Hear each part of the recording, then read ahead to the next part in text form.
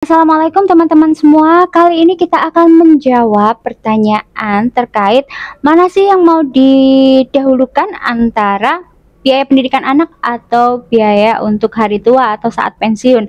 Nah, ini adalah pertanyaan dari Kak Rina. Jadi kalau misalkan teman-teman juga ada pertanyaan yang sama, bisa simak video kali ini.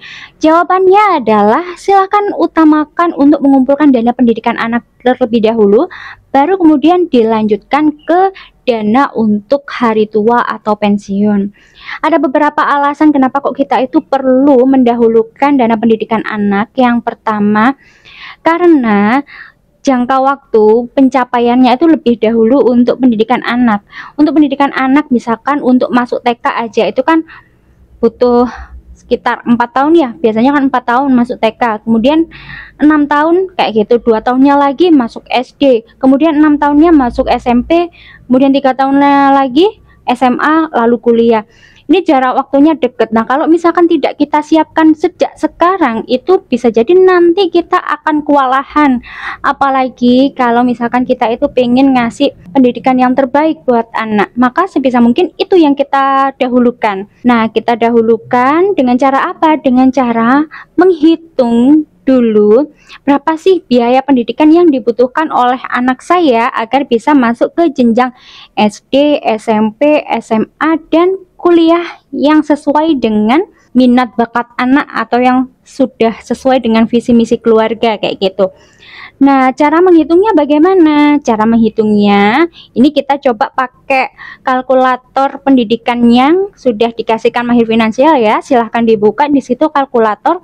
Nah, silahkan dimasukkan saja biaya saat ini ya untuk masuk ke jenjang sekolah yang mau dituju nantinya. Kalau misalkan baru mau SD ya silahkan dimasukkan di kolom situ SD berapa biaya masuk saat ini. Nah, untuk kepentingan berapa tahun lagi silahkan diisi.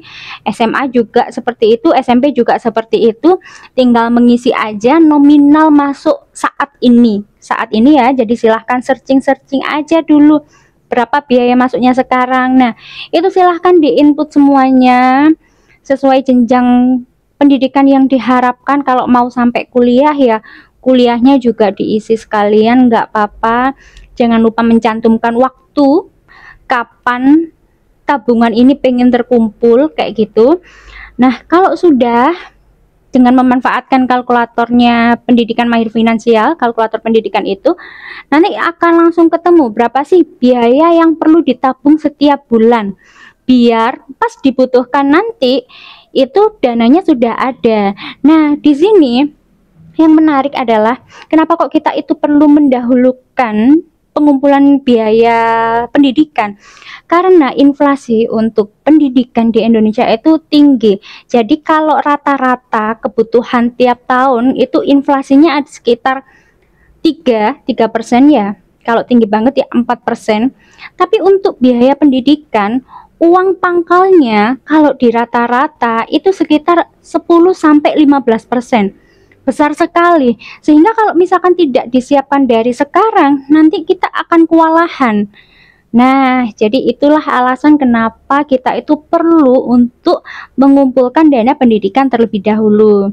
Yang pasti tetap disesuaikan dengan kondisi keuangan keluarga ya. Jadi tetapkan dulu tujuannya, mau memprioritaskan untuk jenjang apa, SD, SMP, SMA, atau sampai kuliah. Kalau sudah itu terkumpul atau mungkin sudah tercapai hampir 80%, bolehlah kalau ada budget lebih itu beriringan dengan dana hari tuanya. Tapi kalau budgetnya itu ngepas, silahkan prioritaskan untuk pendidikan dulu, baru kemudian dana hari tua. Semoga bisa menjawab. Terima kasih.